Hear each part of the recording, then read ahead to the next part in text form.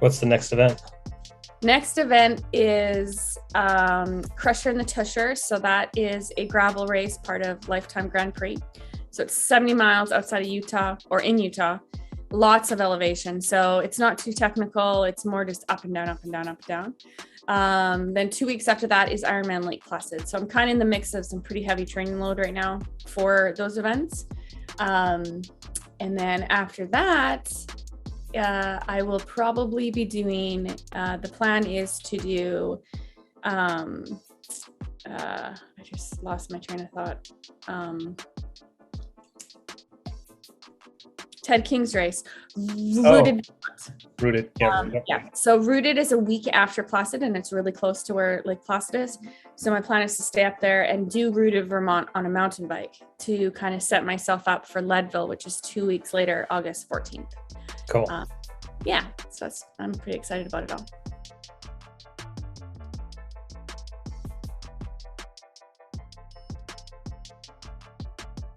Yeah, it's actually really awesome. So QR is always fantastic with that, with just the support, even in Ironmans, at a lot of these gravel events now, and these just big events. And I got to catch up with a number of them at Unbound. We had lunch or breakfast together at IHOP.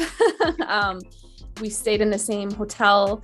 And so it was just great to be connected with that. And just having the support crew when you get to a race is so good. I mean, I've had bikes where I've had a broken base bar from travel, and I rolled up to QR and said, I'm in dire need of a new base bar, and they would fix it instantly. And so it's just awesome to know that I have that support. And, you know, I've been sponsored by a number of different bike companies, and when I reached out to Peter at QR, it was because it was a very family owned business. It was local in the United States, and I'm someone who really likes to make a relationship with my sponsors, and so I don't like a middleman or anything. And I knew Peter from my coach's company, and I loved what he did, and I just love what he stands for, and the support they give to their athletes. And you know, having the ability to actually, like, I could text the owner right now and talk to him and say, hey, I got this great idea. And he'll either be like, okay, this is another one of Angela's crazy ideas, or hey, let's do this. And it's just fun to have that connection with him because, I mean, that's where the magic happens, really. And that's how you can get stuff done. And, you know, when I was at Worlds, he sat down with me. We had a really good heart-to-heart talk. And you just don't get a lot of that with the big branded companies that maybe are making their bikes in China and transporting them over, and you know, you're talking to a marketing agent, and it's just not the same. I mean, I feel like I'm part of the company, and I get to help support that. So, and they support me amazingly, so I love it.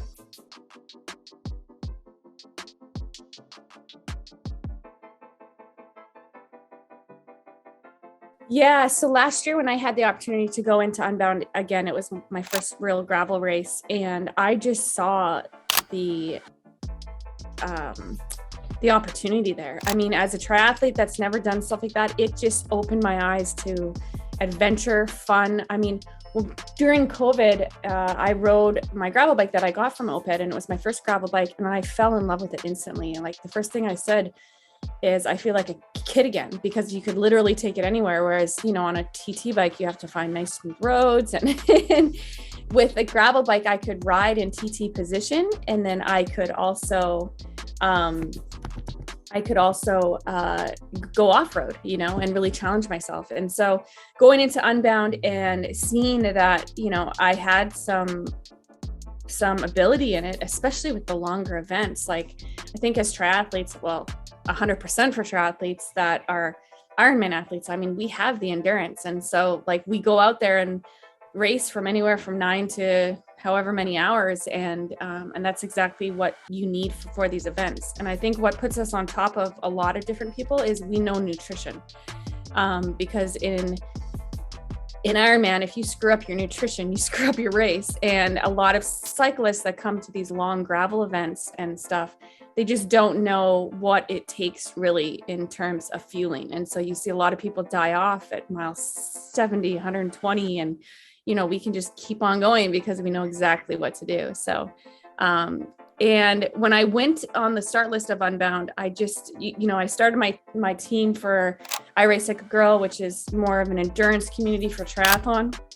I just saw that there was a really unique opportunity to help support women on the gravel side as well. And so a lot of the team members are now on both teams. And, a lot of my close friends have gravel bikes now, and they're all from Moped because, they saw the fun that I was having and just wanted to explore. And as soon as they got out on the open trails and these different types of roads, it was fantastic. So it's just been really fun to be a part of everybody's expanding opportunity.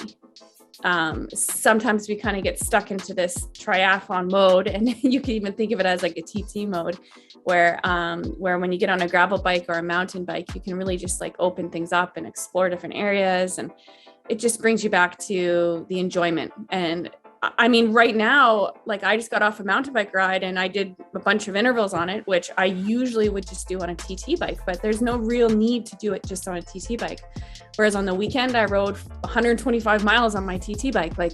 So now it gives me all this diversity and change and ability to just see more of the world and where I live and explore. Whereas before I would do the same roads, same intervals. And so now it just kind of mixes things up. So it's pretty nice.